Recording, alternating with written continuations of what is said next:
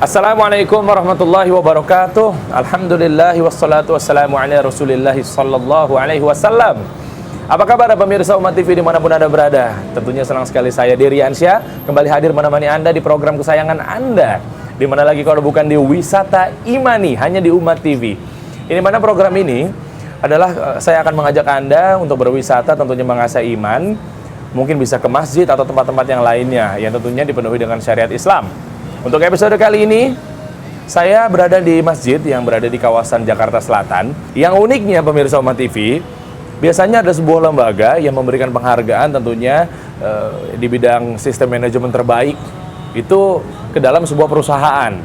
Sehingga perusahaan tersebut itu mendapatkan standarisasi untuk birokrasi lebih lanjutnya, ke proyek atau ke pemerintahan. Namun, di masjid ini yang belum saya sebutkan namanya, tentunya masjid ini memiliki penghargaan pula. Bisa dibilang satu-satunya masjid sedunia yang pertama kali mendapatkan predikat sebagai masjid dengan memiliki sistem manajemen mutu terbaik. Jadi bisa dibilang kalau DKM itu sebuah masjid itu ya bisa dibilang DKM sederhana, namun ini DKM-nya di atas rata-rata. Makanya dinobatkan sebagai masjid dengan memiliki sistem manajemen terbaik. Masjid apakah itu? Tepat berada saat ini, saya berada di Masjid Al-Ikhlas Jati Padang, Jakarta Selatan. Kira-kira sejarahnya seperti apa? Nanti insya Allah juga saya akan ngobrol-ngobrol bersama salah satu pengurus dari Masjid Al-Ikhlas Jati Padang, yaitu bersama Ustadz Rahadi, yang nantinya juga akan saya tanya-tanya kira-kira nih bisa mendapatkan predikat seperti ini bagaimana sih? Nah, sedunia loh, nggak main-main. Kira-kira seperti apa pemirsa? Mari ikut saya.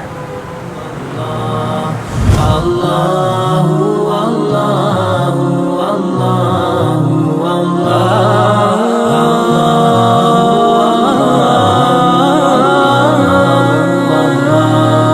সৃষ্টি করেছো সুন্দর পৃথিবী, মানুষ পশু পাখি সাগর নদী। Vettem tu Allah teaduroim, vettem preteyedim ke. Ya, alhamdulillah. Jadi tahun 2009 kami mendapatkan masjid unggulan dari DMI tingkat DKI Jakarta. Dan kemudian setelah kami mendapatkan unggulan itu, di akhir tahun 2009 bulan Desember kami mengadakan rapat kerja. Kemudian ketua masjid kami bilang, ini kita mau apa? Mau istiqomah lebih lebih bagus nggak untuk menjaga ini performansi manajemen masjid. Biar jemaah juga masih tetap berada di sini, stay lah ibaratnya. Ya pokoknya pelayanan lebih bagus, peningkatan ini bisa terkontrol. Oke. Salah satunya gimana kalau kita menggunakan ISO 9001 waktu itu 2008. Sebentar Ustaz, ini menarik nih pemirsa Umat TV. ISO 9001 2015. Yang saya tahu ISO itu biasanya ada di kamera. Ya kan? Bener kan? Iya. Jadi gini, maksudnya seperti apa detailnya nanti juga masih banyak yang mau saya tanyakan ya. Intinya ISO dan masjid. Nah, itu apa keterkaitannya itu? Ya kan biasanya kan ISO atau mungkin lembaga-lembaga tersebut itu biasanya kita sambungkan ke perusahaan. Yes, mungkin betul. seperti itu. Betul, nah, coba kita kupas lebih detailnya lagi, Ustaz. Ya, jadi ini menarik sekali ya. Nanti kita akan bicara tentang ISO masjid. Jadi alhamdulillah pada saat itu kita sepakati kita mau coba gunakan sistem ISO ini. Itu kepanjangannya apa sih? ISO itu sebenarnya bukan kepanjangan, Bang. Oh, bukan. Dia sistem aja. banyak berpikir bahwa itu sebuah kepanjangan, tapi sebetulnya bukan. Oh, gitu. Nanti saya akan jelaskan Wis. apa itu ISO gitu ya. Mantap. Nah, izinkan saya bicara lebih jauh tentang ISO-nya. Boleh foto Ustaz, boleh. Ini juga saya jadi penasaran nih kan. Siap. Ya, oke, gimana. Baik, jadi para pemirsa yang berbahagia, jadi setelah kami memutuskan menggunakan ISO ini, di tahun 2011, Bang Dery, alhamdulillah dengan segala secara singkat, kami menyiapkan sistem yang ada, kemudian tahun 2010 kami mulai selama setahun menyiapkan sistem itu. Dari 2010 sampai 2011 kami siapkan sistem dan sistemnya itu bisa berjalan, dan alhamdulillah di tahun 2011 kami mendapatkan sertifikat ISO dari lembaga sertifikasi internasional ISC waktu itu yang datang langsung dari Australia dan memberikan sertifikat itu. Nanti saya ceritakan ISC seperti apa. Dan kemudian proses itu terus berjalan. 2011 kami mendapatkan sertifikasi. Di tiap tahunnya kami selalu diaudit oleh mereka, memastikan bahwa sistem ini jalan atau tidak. Sampai di tahun ini dan sampai saat ini alhamdulillah kami tetap dinyatakan masih berjalan sistem itu, dan alhamdulillah ini sudah yang paling baru, sudah paling update sistemnya, dan kemudian sangat menarik nih ya. Nanti saya akan jelaskan. Saya bisa mulai? Boleh. Iya. Coba. Ini pertanyaannya berarti yang ada di pikiran saya itu, ini kenapa masjid ya harus menggunakan ISO atau ISO? Ya kan, maksudnya yang namanya masjid kan saya tahu DKM, Dewan Kemakmuran Masjid. Yes. Ya udah tunjuk ini bidang-bidangnya, lo bagian ini, lo bagian itu, ayo jalan. Paling apa penentuan imam rawatib, ya udah siapa yang muadzin, seperti itu dan ya, secara sederhananya. Tapi ini untuk Masjid Ali Kasih Jati Padang menggunakan sistem ISO atau ISO yang sehingga bisa untuk berhubungan juga sama yang namanya sistem manajemen dengan mutu yang baik gitu ya. Yes. Nah, dan juga pertanyaan berikutnya, mau dibawa kemana kalau masjid pakai ISO? Apakah nanti untuk ke proyek-proyek? Apakah untuk birokrasi kepemerintahan? Sampai akhirnya, wah ini bagus nih, kelihatan semua teraudit. Sementara ini kan hanya masjid. Bahasa sederhananya seperti itu, bukan maksudnya mendiskriminasikan masjid atau seperti apa ya, Ustaz ya. Nah, coba Fadol, antum bisa jelasin lebih detailnya ke pemirsa Umat TV. Ya. Tapi biar lebih rileks Bang, jadi karena ini menjelaskan sesuatu yang lumayan agak berat. Jadi kalau pertanyaan tadi Bang Dery bilang, mau kenapa pakai ISO? Jadi kami pernah ditanya, kemudian dijawab oleh ketua masjid kami. Kenapa kami pakai ISO? Kami ingin masuk surga secara profesional. Gitu. Itu surga, pakai jas, pakai rapi, masuk surga pakai jalur khusus begitu. Ya, intinya menggambarkan bahwa mengelola masjid harus serius. Ya. Seperti itu. Oke, Fadol. Ya. Jadi yang paling menarik para pemirsa, jadi kalau kita bicara manajemen masjid, maka kita bisa melihat anatominya Bang Dery. Jadi anatomi manajemen masjid ini secara umum orang mengenal ada 3 bagian. Jadi sistem aspek riayah. Aspek riayah ini tentang pengelolaan kebersihan, keindahan, estetika masjid. Kemudian yang kedua juga aspek legal, masjid kita punya sertifikat atau enggak, masjid kita punya IMB apa enggak. Bang Dery, kalau Bang Dery lihat di data yang ada nih, hampir semua masjid kita belum punya aspek legal yang kuat. Punya sertifikat kah, punya IMB kah, ini jadi problem. Jadi masjid-masjid kita seperti itu, apalagi musola. Banyak musola kita yang di Ruislak kemudian tidak tahu pindah kemana karena nggak punya sertifikat, nggak punya IMB. Nah ini penting sekali yang harus dipahami nih. Jadi selain dia keindahan, ketertiban, keindahan, estetika dan sebagainya, maka aspek manajemen riayah ini menyangkut bagaimana melakukan advokasi masjid dalam bidang aspek tadi. Nah itu salah satu aspeknya. Kemudian yang kedua aspek manajemen yang kita lihat di situ adalah imaroh. Imaroh adalah ini manajemen pengelolaan program Bang Dery. Jadi sudah pasti ya masjid itu core bisnisnya adalah atau program utamanya adalah layanan ibadah, dakwah dan pelayanan umat. Nah di beberapa tempat ini akan berbeda dia berdasarkan muatan lokal masing-masing. Apa perbedaan yang sangat signifikan? Ya misalnya ada masjid yang dia fokus kepada pemberdayaan ekonomi umat misalnya. Jadi dia bagaimana masjid itu selain punya fungsi mengelola atau melayani ibadah, tapi juga bisa memberdayakan masyarakat dari sisi ekonominya. Jadi yang ya misalnya di situ ada usaha-usaha ekonomi mikro yang masjid bisa masuk di situ. Ada juga masjid yang hanya berorientasi kepada kebersihan misalnya. Bang Dery tahu Masjid Muhammad Cheng Ho mungkin ya? Iya. Ada beberapa tempat itu. Dia selain punya nama yang cukup unik, dia jadi masjid yang menjadi tujuan wisata gitu ya. Program yang paling dia fokuskan hanya kebersihan. Hanya itu ya? Hanya itu, jadi selain ibadah dia fokus yang dia lakukan kebersihan. Misalnya setiap pengurus punya kewajiban untuk memungut sampah di depan yang dia lihat seperti itu. Tapi program-program lainnya justru malah nggak Iya, jadi dia tergantung muatan lokal. Dan yang kedua juga tergantung pada budaya. Budaya. Okay. Mohon maaf, misalnya nanti akhirnya ada masjid yang menggunakan mazhab-mazhab tertentu. Nah, ini menarik nih, Ustadz. Jadi itu masuknya di Imaro ya? Itu di Imaro. Misalnya gini, Pengelolaan Imaro. Ya, ini tanpa maksudnya untuk memecah belah umat atau seperti apa ya? Keberagaman Ini kan, harus kita terima. Iya, betul ya. Ini kan takutnya kan isunya lagi naik juga lagi berkembang juga ya. Harus maksudnya yang saya pengen tahu, apakah di Imaro itu terkait dengan perbedaan mazhab? Misalnya ya, atau misalnya dengan ya tadi saya bilang dari mazhab aja nanti akan berujuk ke masjid ini kunut apa nggak kunut, Yes. masjid ini maulid nggak maulid, yasinan apa nggak yasinan, ya kan, nanti paling kita pecahnya turun lagi nanti ujung-ujungnya wakula bid'atin dolalah wakula dolalatin finar, ya kan kayak gitu-gitu kan. Nah, makanya saya pengen tahu gitu, apakah ini juga dikuatin di Maronya ini seperti apa?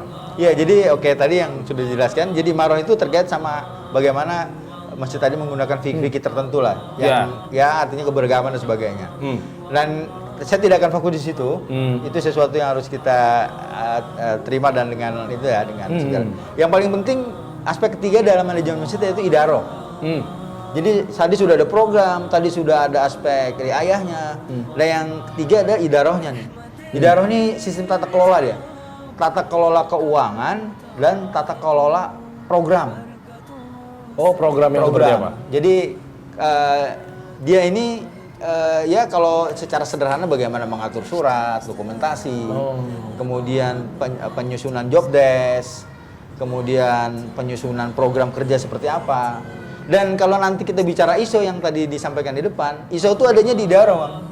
Oh gitu. Ada di Daro. Semua di sini. Iya. Ruangan ini pun juga. Iya, jadi Idaroh ini tuh dia apa ya? Dia kan tata kelola ya. Jadi dia generik, dia mengenai semua aspek baik riayah maupun imaro. Apa sih job desk-nya di dalam Idaroh ini, maksudnya yang nanti ujung-ujungnya juga berujung ke ISO ini? Kalau job desk itu bagian, Bang, bagian dari Idaroh. Jadi bagaimana misalnya tugas ketua, tugas bidang dakwah, tugas sekretariat. Kalau yang nyambung ke ISO-nya ini apa, Ustaz? Nanti pengelolaan secara keseluruhan Idarohnya. Coba mungkin diringkas apa isinya? Oke. Misalnya ini menarik nih. Ya, jadi masjid pakai ISO agak unik menurut saya. Iya kan? ISO-nya tadi untuk tata kelola program. Ya, oke. Sebenarnya ada lagi yang nanti menarik saya bicarakan tata kelola keuangannya. Kita sudah berbasis akuntansi online. Mungkin ini itu berarti pakai aplikasi dong? Aplikasi, dan itu sudah kita wakafkan ke seluruh masjid. Insya Allah kalau teman-teman pengurus masjid yang lain bisa mau menggunakan, ini sudah diwakafkan. Dan berarti kelihatan ya terawih dengan baik ya? Nanti kita bisa saksikan, ya? Bang. Bisa Boleh. Tapi yang penting saya akan bicara dulu tentang ISO masjid ya. Nah, jadi ISO ini bukan ISO Raiso. Bukan. Jadi kalau Bang Dery tadi nanya ISO itu singkatan apa, dia bukan singkatan. Dia hanya sebuah kalimat yang ini sayangnya berasal dari bahasa sana ya. Apa tuh bahasa? Jadi dia Inggris.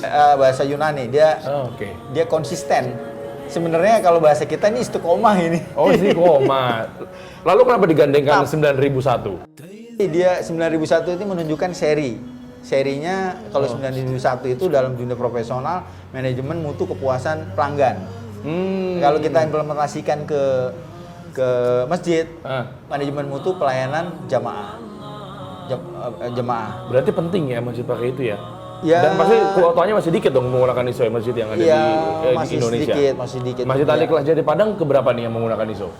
Jadi yang mungkin yang pertama, dan ini yang catatan kami yang kedua ada di Surabaya, Masjid Al-Akbar Surabaya. Berarti Istiqlal pun juga belum menggunakan belum. Ada satu masjid Jami lagi, saya belum tahu persis apakah sudah running penda, tapi mereka sedang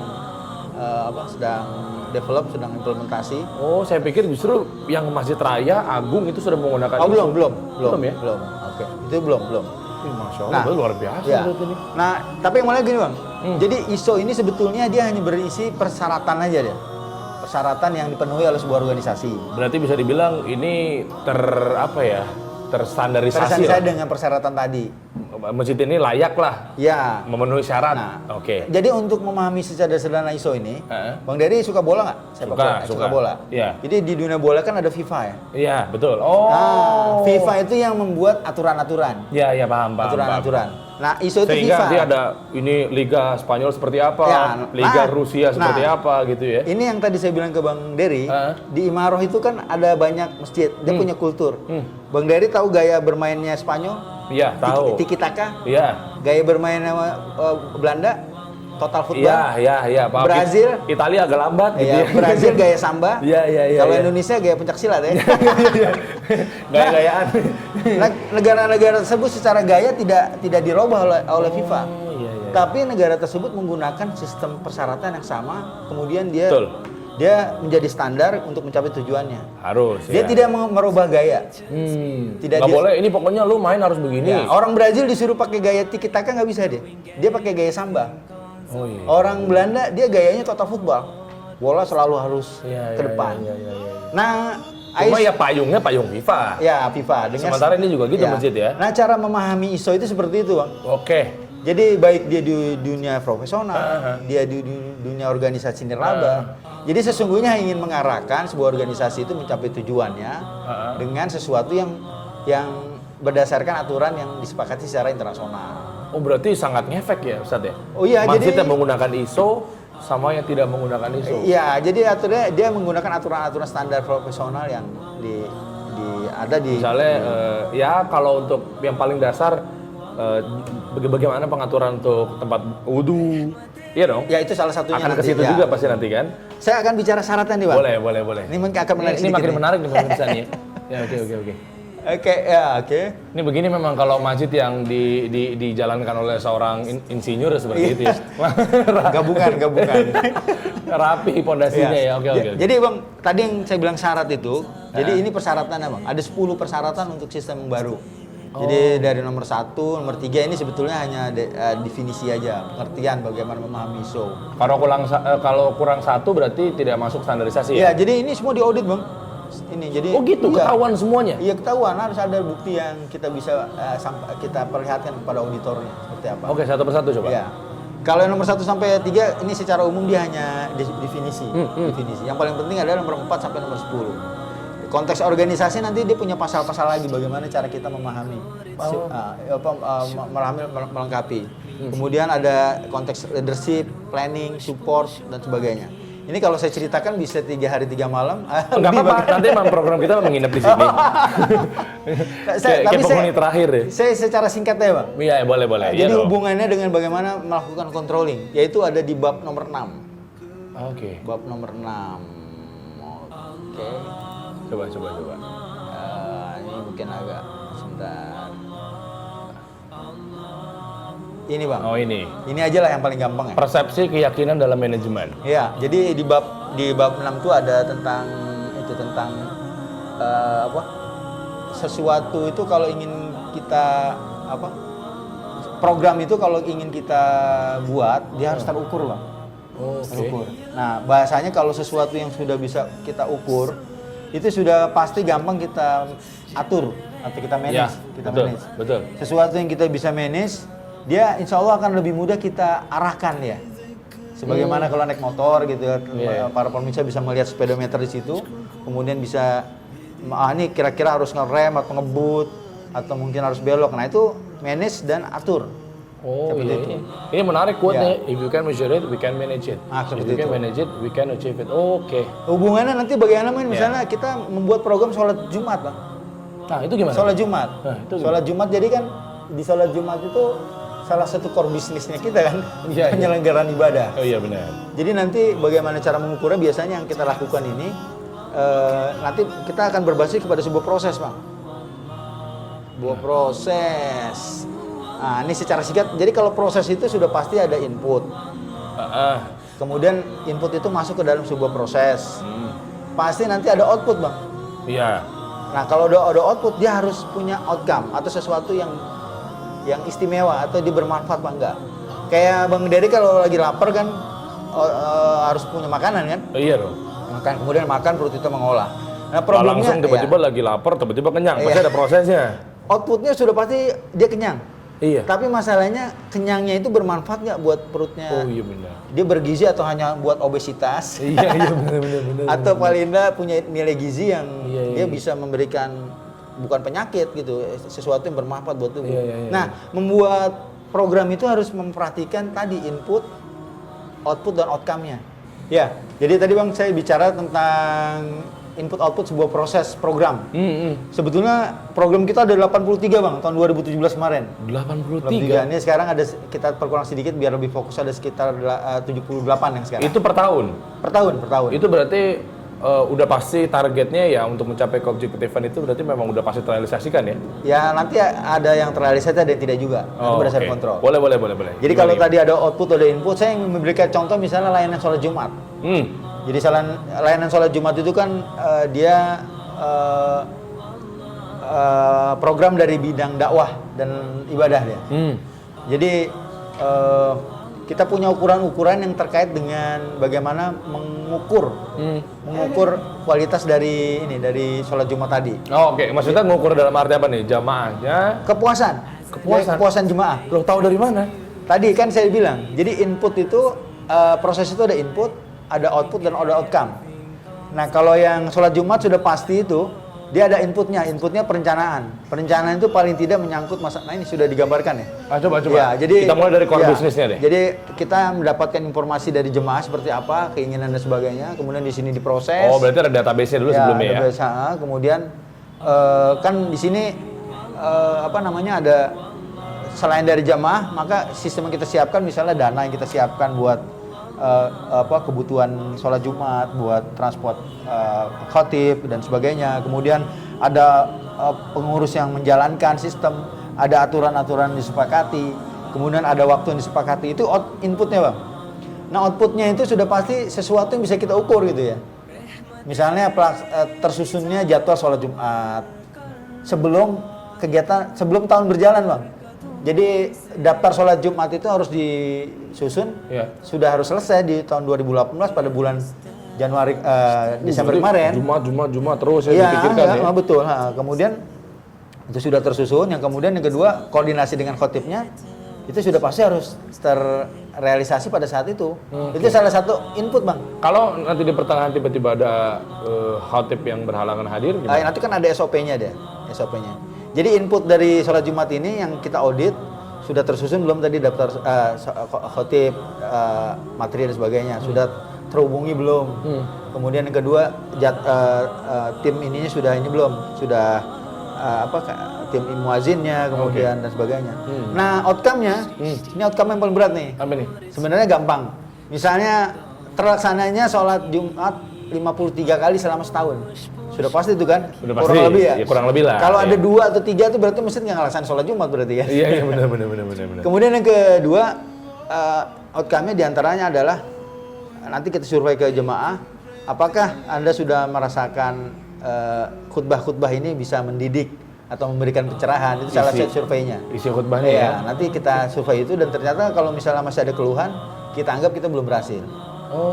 Jadi artinya tadi secara input sudah bisa kita lihat, secara outcome rupanya peningkatan sholat Jumat ini masih harus dikuatin. Nah nanti ada nilai-nilainya Bang. Nah, itu gimana? Nilai-nilainya, cuman saya mau sampaikan secara singkat aja. Ini nilai-nilai presentasi kinerja masing-masing bidang yang ada di kami Bang. Jadi kami punya ada 4 bidang, selain dari bidang ibadah, kemudian ada 6 badan otonom. Jadi semua masing-masing punya program. Bidang saya kebetulan bertanggung jawab untuk mengeluarkan rapot. Oh gitu. Ini contoh rapot tahun 2016. Itu bisa dikupas sedikit nggak persentase tersebut? Dari mana? Iya. Nah itu tadi saya sudah cerita proses inputnya, proses output, proses outcome. Nah ini nanti kawan kalau mau diskusi lebih lanjut tentang ini, dan ini kami sudah buat beberapa ini Bang. Draft? Bukan. Small class kursus kecil ya. Jadi kita Di sini dibuka di masjid Di ini? sini kita buka juga, kemudian di beberapa event-event pameran kita kadang buka juga. Jadi selain ini kita punya modul juga nanti untuk akuntansi online-nya. Kita punya juga modul untuk yang tadi modul kartu jamaah. Ada contohnya nggak kartu jamaah? Boleh coba. Iya boleh, saya lihat, mohon maaf. Coba. Kartu jamaah, jadi ada 2. Sayangnya yang online-nya ada di handphone saya satu lagi. Kalau yang Nah, coba manual seperti ditunjukin ini, ke pemirsa. Nah, ini seperti ini. fungsinya gimana tuh? Coba. Jadi dari Nah, ada terlihat. Jadi di dalam kartu ini database jemaah sudah masuk. Jadi tempat tinggal, kemudian pekerjaan dan sebagainya, biodata semua ada di sini. nanti itu akan dibagikan ke jemaah gitu ya? Ya, sementara masih jemaah inti dan pengurus inti. Dan masyarakat jemaah yang menerima manfaat kayak misalnya santunan bulanan, kemudian klinik. Jadi donatur. Sementara baru yang itu dulu. Iya. Karena ke depan ini akan dikembangkan untuk ya model infak. Jadi sebagai kartu bayaran gitu ya. Bener. Tapi ini masih harus kerjasama dengan pihak OJK ya. Pelan-pelan. Nah yang kedua juga nanti terkait sama sistem keuangan ya Bang. Jadi alhamdulillah jamaah kami ada yang memiliki perusahaan konsultan keuangan, mantan auditor negara, Wih, Masya kemudian Allah. membuat sistem akuntansi online. Kami ajak kemarin untuk bareng mendedikasikan ilmunya untuk masjid dan lahirlah akuntansi online untuk masjid. Dan ini sudah Dan itu pertama kali di masjid ini? Masjid ini akhirnya memberikan inspirasi buat masjid. Jadi kami memberikan pelatihan-pelatihan ke banyak tempat. Di Republika sudah angkatan yang ke-6 sekarang untuk pelatihan itu. Tapi ya defaultnya banyak ngambil dari kami. Oke. Jadi itu sangat luar biasa. Jadi memang problemnya ini bukan problem sebenarnya. Jadi transparansinya luar biasa. Nih. Jadi Bang Dery bisa melihat jumlah atau kondisi keuangan masjid udah langsung ini tinggal buka, klik, kemudian lihat. Itu berbentuk aplikasi berarti ya? Sudah enggak. Ini web. Di mana website ya? Web ini nanti kita bisa buka link. Ada di kartunya sini ada. Di sini ada. Saya bisa tunjukkan. Ada, coba boleh dong. Jadi kelihatan ya, Iya. semua transparansi semua ya. Tapi tetap kan pada saat nanti sidang Jumat juga diumumkan Iya, juga sama betul. salah Jadi satu pengurus ya. terutama nanti Mas Diki ini yang akan mengumumkan dengan saya buka dulu sebentar ya. Boleh. Ini saya baru tahu pemirsa ya. Jadi ada masjid, memang di Masjid Al-Ikhlas Jati Padang ini sangat lengkap untuk sistem manajemennya. Ya ada. Semua ada di sini ya, ketahuan semua ya. Kita lihat ya, saya lihatin kartu ini. Untuk website sama apa yang harus saya cari tahu nih? Website dulu pertama ya. Ya ini untuk ini ya Bang. Akuntansi financial online-nya. report. Akuntansi Coba. online. Ini insya Allah sekitar 2 minggu lagi kita akan buka display ini buat jemaah. Sudah kita siapkan TV-nya ada di depan. Jadi jemaah tinggal sambil diumumkan nanti jemaah juga ngelihat ya lihat, hasil ya. transparansi keuangannya yang masuk keluar dipergunakan untuk apa gitu ya. seperti ini. Oh iya. Ini sudah online nih Bang. Berbasis online loh, masjid sekarang loh. Baru tahu. Ini. Jadi ini kan laporan umum ya. Iya. Jadi nanti jemaah akan bisa melihat langsung di bawah nih. Jadi, Screen gitu ya. Screen.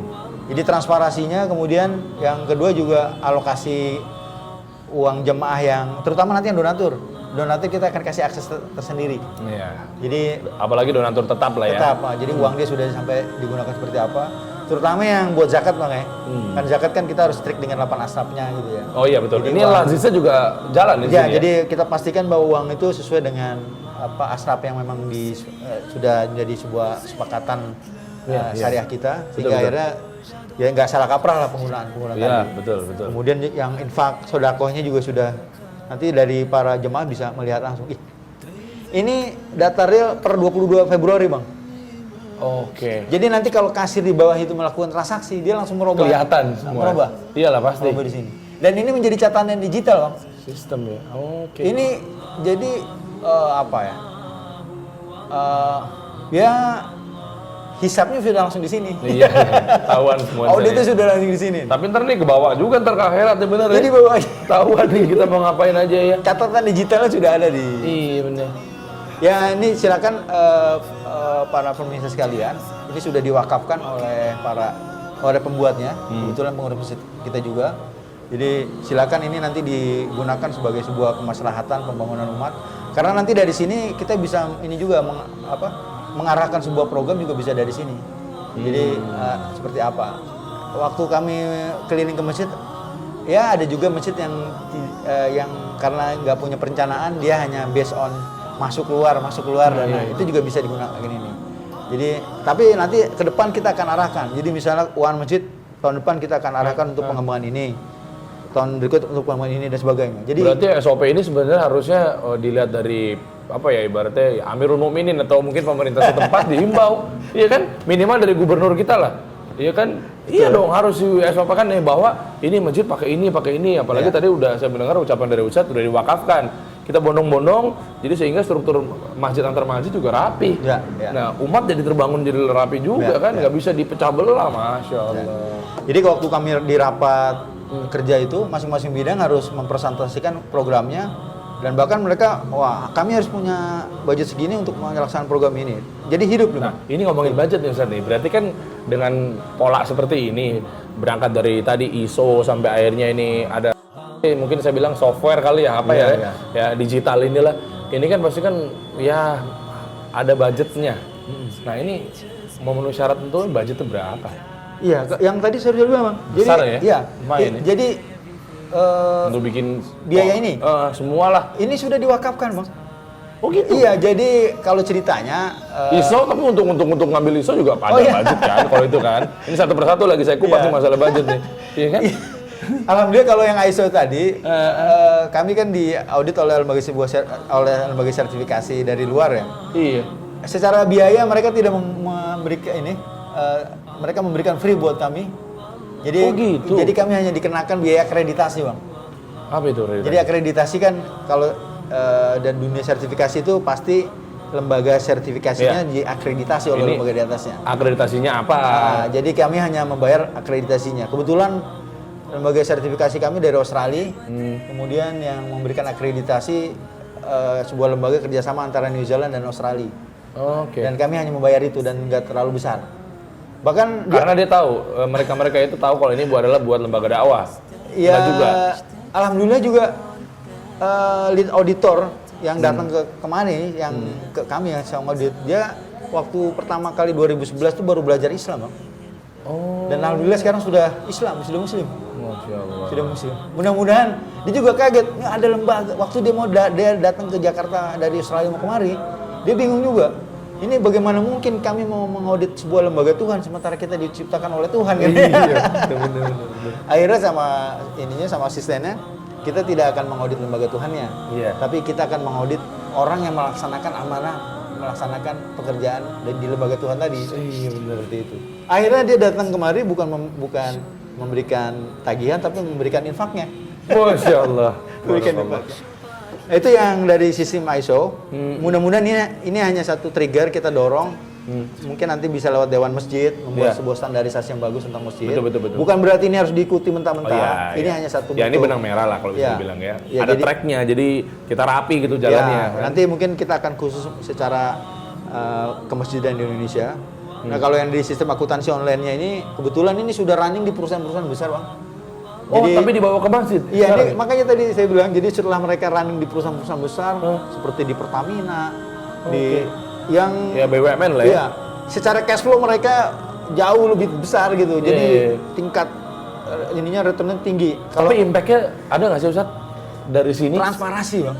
Transparansi Itu kan trust dari jemaah. Iya. Ketika transparansi ini udah oke, trustnya tinggi, infak makin. Tingkat 9 nih masjid itu. Masya Allah. Yang paling utama adalah ya amanah kita dari Allah. Iya benar. Bagaimana menjalankannya secara profesional, kemudian amanah, dan ya mudah-mudahan tadi yang kita bilang ke Bang Dek, bahwa nanti masuk surganya secara profesional, kita pakai jas tanpa hisap bisa ya. Itu anekdot ya, anekdot. Jadi optimasi kita sebagai takmir masjid betul-betul optimal. Jadi ini kan sebuah amanah yang Allah berikan sebagai orang yang diamanahkan masyarakat jemaah untuk mengelola masjid, maka ya kita betul-betul optimal jalaninnya. Betul, berarti bisa dibilang muslim itu memang mewah. Ya kan banyak yang bilang muslim aku kolot lah begini kan ternyata Profesional Bang, profesional. Profesional ya, bagus sekali ya. Ihsan ya. Iya, Ihsan benar.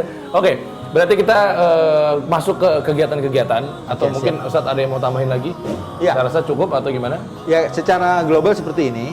Kemudian kalau untuk kegiatan seperti yang tadi saya sampaikan dari sisi Imaro, jadi sistem programnya sudah kami kontrol dengan sistem ISO. Jadi kalau dari sisi bidang, saya bisa misalnya ada program-program atau yang dari sini pasti kan untuk apa ya, bisa dibilang ini kan jembatan nih, jembatan menuju ke program-program rutin yang ada di Masjid Al-Ikhlas Jati Padang. Nah, terlihat bahwa nanti bagaimana majelis taklimnya, keaktifan dari majelis ilmunya, ya kan pengajian atau mungkin bahkan bentar lagi insya Allah masuk bulan Ramadan, terlihat ini di bulan Ramadan tuh sistem itikafnya yang membedakan dengan yang lainnya seperti apa, atau memang full 30 hari atau bahkan 10 hari terakhir yang sama seperti masjid-masjid lainnya. Seperti apa Fadl? Jadi tadi kalau kita bicara program, kita punya 4 program Bang. Bidang 1 tentang pendidikan dan pelatihan, kemudian bidang 2 dakwah ibadah, kemudian layanan umat, bidang 2. Ini core bisnis kita ya. Ini kemudian bidang 3 ini keuangan dan ekonomi. Jadi kami tidak menyebut bendahara Bang kalau di sini. Oh gitu. Menteri Keuangan ya. Menteri Keuangan ya. Nah, ini menteri koordinatornya. Nah, yang terakhir bidang 4 nih bidang bina program. Kebetulan saya diminta untuk menjadi ketua bidang di sini. Nah, selain bidang, kita punya program-program di masing-masing badan otonom. Ada unit pemberdayaan perempuan, ada unit layanan kesehatan, ada unit layanan zakat, ada media center, ada lembaga tahfidz Quran, kemudian ada remaja masjid.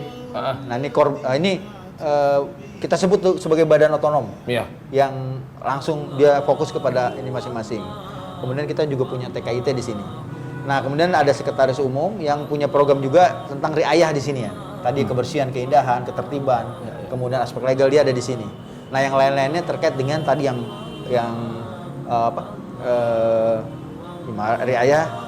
imarahnya ada di sini semuanya. Nah, masing-masing bidang punya juga dia program-program yang menarik gitu ya. Kayak di bidang dakwah kita nih setiap subuh nih, alhamdulillah selalu punya kajian. Kemudian di Ramadan juga kita juga punya program yang luar biasa nih. Ini kalau di Ramadan ini ya apa ya, ibarat kayak pengurus tuh kayak punya bayi gitu ya. Kalau punya bayi kan kita pasti jadi kadang harus memperhatikan air wudhunya, listriknya.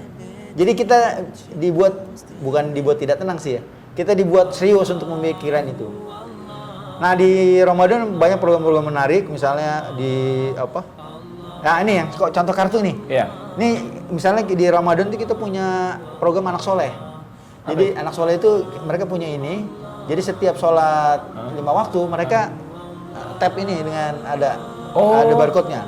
Jadi absen sholat 5 waktu. Nanti dibawa kemana? Ke sekolah? Nanti di akhir Ramadan di hari ke-29 kita ada hadiah khusus. Sepeda nanti kelihatan. Iya. Kelihatan siapa yang paling rajin. Iya, Bang. Nanti ada sepeda buat anak soleh. Masyaallah. Itu yang juaranya tuh tipis bedanya. Jadi yang juara 1 waktu itu dia hanya satu nggak sholat berjamaah karena dia sakit. Jadi sholatnya di rumah. Terus? Itu dia dapat juara 1 dia, sepeda yang paling bagus. Nah, di bawahnya dia cuma 2 nggak sekali sholat. Jadi artinya itu ada dorongan yang kita berikan kepada jemaah agar anaknya didorong benar-benar sholat dan nah nanti juga ada ininya catatan dia sholat bercanda apa enggak. Lo taunya di mana? Nanti ada catatan, dan ada report. Berarti ini nggak bisa titip absen ya? Nggak bisa titip absen. Titip sama teman gitu. Udah gue biar dapat sepeda, titipin kartunya, lo tap ya, nggak bisa ya? Nggak bisa kan nanti ada kakak pembinanya atau kakak. Oh, terlihat di situ ya. Jadi ini satu orang megang 2 kartu. Iya, gitu seperti itu. Itu salah satu program di bidang 2 yang ada. Di bidang 3 sistem keuangan dan sebagainya nih. Ini unik ya pakai gini-gini sistemnya, bener ya? Ya. Rapi jadi kelihatan ya. Iya begitu. Report ke orang tua juga jadinya. Betul. Transparan banget ya. Jadi orang tua ngecek sini ini bener nggak nih? Yes, ya kan. Didikannya betul-betul untuk keseluruhan jamaah ya. Jadi memadukan antara teknologi dengan zaman now ya. Iya. Masih zaman now ya. Masih zaman now nih, bener. Masih zaman now. Nah, ini yang terkait sama bidang 2 yang ibadah. Kalau yang bidang 3 menarik itu yang tadi saya bilang akuntansi online. Iya. Itu mungkin yang pertama di dunia, Bang. Iya, benar. Jadi sistem transparansi yang luar biasa. Iya. Tapi emang ini harus dibangun dulu awareness orang terhadap sistem keuangan umat. Betul. Ini yang saya lihat nggak ada bidang marketing atau Iya, Bang. MNP lah, apa ya, MNP itu marketing and promotion. Itu sebenarnya nggak perlu ya untuk di masjid ya? Sebetulnya perlu, Bang. Ini sebenarnya Iya, ada tugasnya di UIK, di Iya, media kan? center kami nih.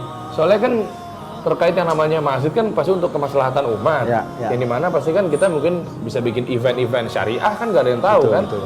Untuk nantinya kan ke sana itu kan biasanya tugasnya marketing and promosi. Ya. Setahu Di saya. kami ada di bidang UIK atau Unit Informasi dan Komunikasi. Atau kami sudah sering- berjalan ya? Ya, kami sering menyebutnya media center. Walaupun memang belum optimal ya. Iya. Ya, kami masih terus pengembangan di web dan di Facebook terutama.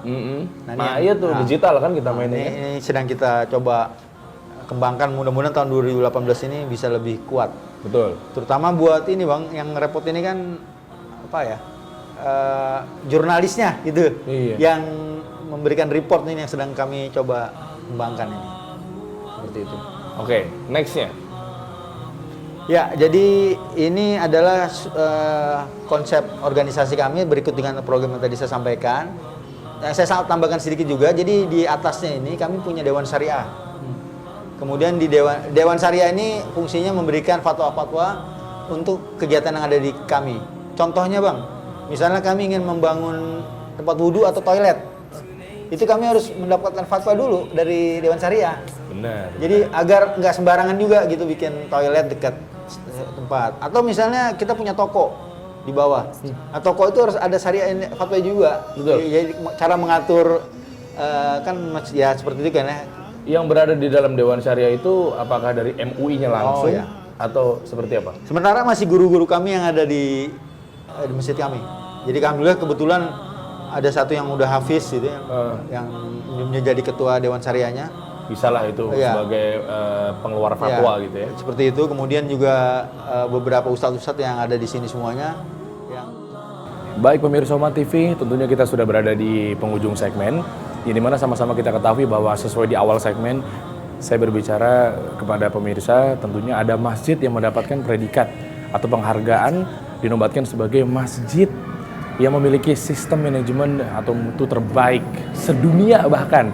Karena memang yang tadi juga sempat dijelaskan oleh Ustadz Rahadi bahwa yang namanya ISO ya itu adalah sebuah lembaga yang bisa memberikan atau standarisasi itu terhadap biasanya perusahaan-perusahaan. Namun di sini digunakan untuk di masjid sehingga ya sistem bidang-bidangnya juga manajemennya itu rapi tersusun ya dari mulai kebersihan dan lain sebagainya. Kalau gitu itulah dia, mungkin ikhwan dan akhwat bisa mampir ke sini. Yang pasti di Masjid Al-Ikhlas Jakarta Selatan atau yang bisa kita kenal dengan Masjid Al-Ikhlas Jati Padang. Insya Allah kita ketemu lagi di episode selanjutnya. Tentunya saya akan mengajak Anda untuk berwisata, mengasah iman ya hanya di program kesayangan kita, yaitu di Wisata Imani bersama saya Dery Ansyah hanya di Umat TV. Subhanakallahumma wa bihamdik asyhadu an la ilaha illa anta astaghfiruka wa atubu ilaik. Assalamualaikum warahmatullahi wabarakatuh.